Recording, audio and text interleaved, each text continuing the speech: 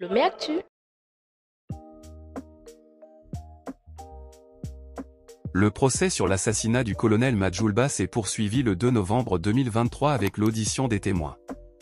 L'un des témoins les plus attendus, accusé nommément par le GAL Kadanga dans ses tracts comme commanditaire de l'assassinat, était à la barre ce jour. Il s'agit du colonel Massina Yotrofei, alias Louis Vuitton. Il est friand de cette marque, directeur général de la gendarmerie au moment des faits. Il a été interrogé sur ce qu'il pensait de l'enquête parallèle de l'USM qui relevait du chef d'état-major général d'alors, le GAL Kadanga, la motivation du GAL Kadanga par rapport à cette enquête, son opinion sur le but poursuivi par les tracts et sur la question d'un SMS envoyé par le col Ali au GAL Kadanga. Sur l'enquête parallèle de l'USM, le colonel Massina a relevé dès l'entame de ses déclarations que l'USM n'a pas de compétences judiciaires. Selon lui, les motivations réelles de cette enquête étaient de masquer, de détourner l'attention des officiers judiciaires qui étaient sur l'enquête. Détourner l'attention des OPJ de leur objectif qui est de retrouver des preuves et de poursuivre les vrais auteurs de l'assassinat. Même analyse pour les tracts distribués par sur ordre du GAL Kadanga. Tracts dans lesquels Massina et Sogouyou, sont nommément cités comme commanditaires de l'assassinat. Selon lui, ces tracts ne sont pas faits de façon anodine. Ils ont un but précis vu là où ils ont été déposés et le message véhiculé. Celui de susciter une action, un soulèvement au sein de l'armée qui pourra aboutir à la déstabilisation des institutions. Quant aux SMS, à l'en croire, ils ont été également envoyés pour détourner l'attention des gens et leur faire croire le col Massina, est l'auteur de ce qui s'est passé. À la question du procureur, le GAL dit avoir rédigé les tracts pour riposter contre des éléments audiovisuels, dont Massina est l'instigateur, qui ont circulé et qui l'ont accusé d'être le commanditaire du crime. Le col Massina affirme ne rien avoir avec ces éléments audiovisuels. Qu'il n'a pris connaissance des éléments qu'après la création de la commission. Revenant sur l'enquête parallèle, une longue discussion a eu lieu à l'audience sur le fait que les éléments de l'USM, notamment le commandant Atekpe a pu interroger Songuine qui se trouvait en ce moment gardé à la gendarmerie. Le commandant Boué et Atekpe disent avoir appelé col Massina au téléphone qui les avait envoyés chez le lieutenant col Odin Edo qui avait fait sortir Songuine pour l'interrogatoire. Le col Massina, de son côté, a rejeté ces déclarations en affirmant qu'il ignore les circonstances dans lesquelles l'audition de Songuine s'est déroulée. Avant le col Massina, 4 autres témoins ont été entendus dans la matinée. Parmi ceux-ci se trouvent le caporal-chef Tchapiabalo et le col Tchakbra. Le caporal-chef Tcha est le charlatan, Fifion Ribana, du premier Bir, le responsable du groupe Tradition et Pratiques Mystiques. Il a coordonné les pratiques mystiques qui se sont déroulées au camp pour retrouver les auteurs du crime.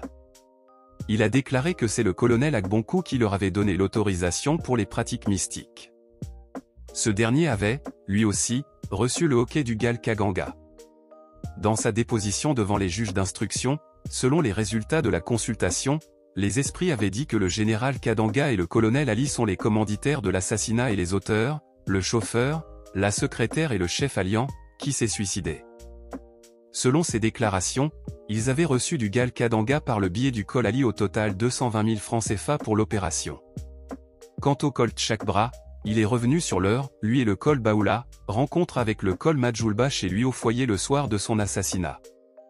Il a pris un tout petit peu le contre-pied de ce que le col Baoula avait déclaré concernant les confidences et les mises en garde que le col Madjoulba leur avait faites cette soirée.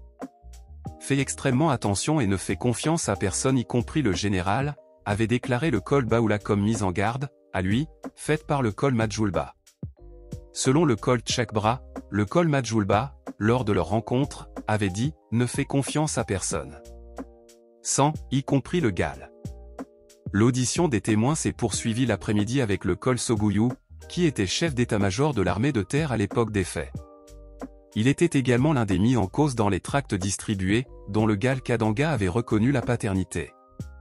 Pour lui, l'objectif derrière ces tracts était de faire de la diversion et amener une tension entre la gendarmerie et le BIR. Pour lui, c'était pour que les hommes se révoltent contre lui.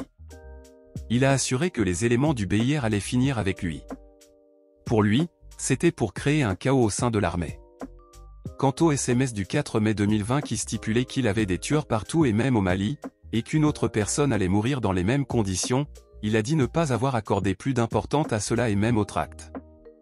Il a assuré que c'est lors de son interrogatoire qu'il a su que c'était le général qui était derrière ces tracts.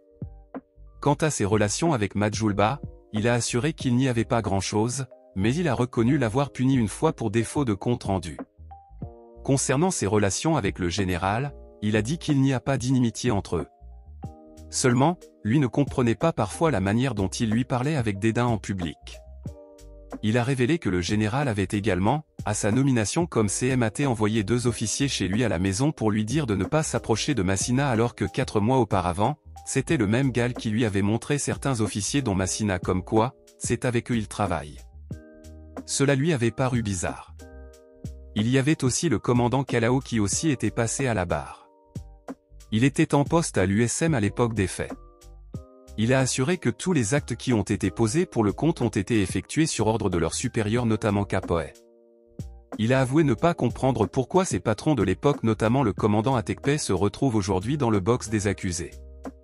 Pour le commandant Bali, c'était sur les autres du lieutenant-colonel Atekpe du SCRIC, à ne pas confondre avec celui de l'USM qui est dans le box des accusés, qu'il était retourné sur les lieux du crime pour rechercher l'étui aux alentours du bureau de feu Majjoulba.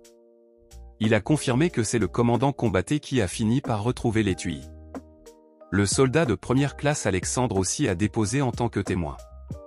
Il était de garde à la porte principale, nord, la nuit des faits et affirme n'avoir jamais vu le chauffeur sortir du camp. Il a assuré ne pas le connaître personnellement, mais il pouvait le reconnaître par sa moto et que lui ne l'a jamais vu sortir du camp. Il a assuré aussi n'avoir pas entendu de coup de feu cette nuit. Placé au même endroit lors de la reconstitution des faits, il assure n'avoir rien entendu également. Son compère de garde cette nuit, le soldat 2e classe Akuyao Laurent, a fait le même récit, sauf que curieusement, lors de la reconstitution des faits, lui a été placé au niveau du commandement et il a assuré avoir écouté le bruit de l'arme cette fois-ci. L'avocat du chauffeur de Majjoulba a relevé cette incohérence. Le chauffeur est revenu à la barre pour assurer qu'en réalité, les 2 soldats là n'avaient pas leur place là-bas. Que non seulement, ils n'avaient pas à l'époque fini leur FSB, formation de base, pour qu'on leur confie même une sentinelle.